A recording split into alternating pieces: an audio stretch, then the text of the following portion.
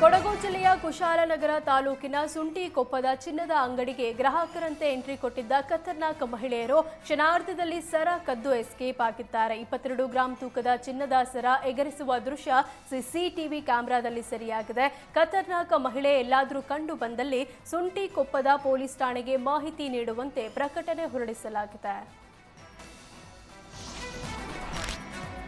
ಬೆಂಗಳೂರಿನ ಜಯದೇವ ಹೃದ್ರೋಗ ಆಸ್ಪತ್ರೆಗೆ 1,500ಕ್ಕೂ ಹೆಚ್ಚು ಒಪಿಡಿ ಪೇಷಂಟ್ಗಳು ಬರ್ತಿದ್ದಾರೆ. ಆದ್ದರಿಂದ ವೈದ್ಯರ ಕೊರತೆ ಎದುರಾಗಿದೆ. ಸದ್ಯ ಜಯದೇವ ಆಸ್ಪತ್ರೆಯಲ್ಲಿ ಕೇವಲ 123 ಕಾರ್ಡಿಯಾಲಜಿಸ್ಟ್, 47 ಜನ ಸರ್ಜನ್ಗಳು ಹಾಗೂ 32 ಜನ ಅರವಳಿಕೆ ತಜ್ಞರು ಇದ್ದಾರೆ.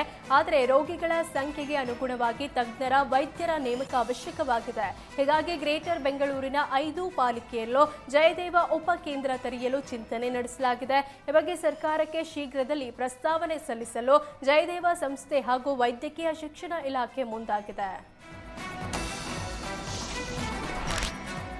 ಯಾದಗಿರಿ ಜಿಲ್ಲೆಯ ವಡಗೇರ ತಾಲೂಕಿನ ನಾಯ್ಕಲ್ ಗ್ರಾಮದಲ್ಲಿ ಪ್ರಧಾನಿ ಮಹತ್ವಾಕಾಂಕ್ಷೆ ಯೋಜನೆಯಲ್ಲಿ ಕೋಟಿ ಲೂಟಿ ಮಾಡಲಾಗಿದೆ. ಜಲಜೀವನ್ ಮಿಷನ್ ಕಾಮಗಾರಿ ಪೂರ್ಣಗೊಳ್ಳದೆ 4 ಕೋಟಿ ಲೂಟಿಯಾಗಿದ್ದು, ಎಂಜಿನಿಯರಿಂಗ್ ಕಾಂಟ್ರಾಕ್ಟರ್ ಸೇರಿ 5 ವಿರುದ್ಧ ಕ್ರಿಮಿನಲ್ ಕೇಸ್ ದಾಖಲಾಗಿದೆ. 2022-23ನೇ ಸಾಲಿನಲ್ಲಿ ಆರಂಭಗೊಂಡ 4 ಕೋಟಿ 11 ಲಕ್ಷ ರೂಪಾಯಿ ವೆಚ್ಚದಲ್ಲಿ ಕಾಮಗಾರಿ ಶುರುವಾಗಿತ್ತು.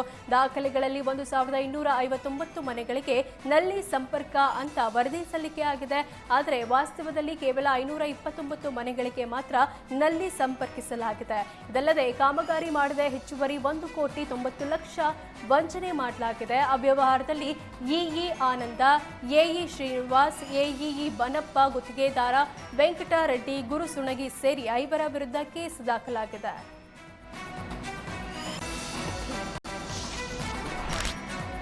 ಕೆಪಿಟಿಸಿಎಲ್ ವತಿಯಿಂದ ತುರ್ತು ನಿರ್ವಹಣಾ ಕಾಮಗಾರಿ ನಡೆಯುತ್ತಿರುವುದರಿಂದ ಹೆಬ್ಬಾಳ ಸುತ್ತಮುತ್ತಲಿನ ಪ್ರದೇಶದಲ್ಲಿ ಇಂದಿನಿಂದ 9 ದಿನ ವಿದ್ಯುತ್ ವ್ಯತ್ಯಯವಾಗಲಿದೆ. ಬೆಳಗ್ಗೆ 9 ಗಂಟೆಯಿಂದ ಸಂಜೆ 7ರವರೆಗೆ ವಿದ್ಯುತ್ ಪೂರೈಕೆಯಲ್ಲಿ ವ್ಯತ್ಯಯವಾಗಲಿದೆ.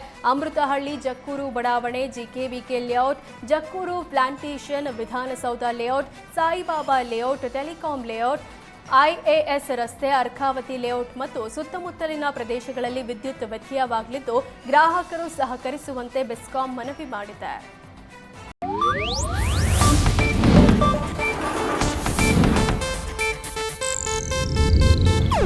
ಇದು ಏಷ್ಯಾನೆಟ್ ನ್ಯೂಸ್ ನೆಟ್ವರ್ಕ್ ಪ್ರಸ್ತುತಿ.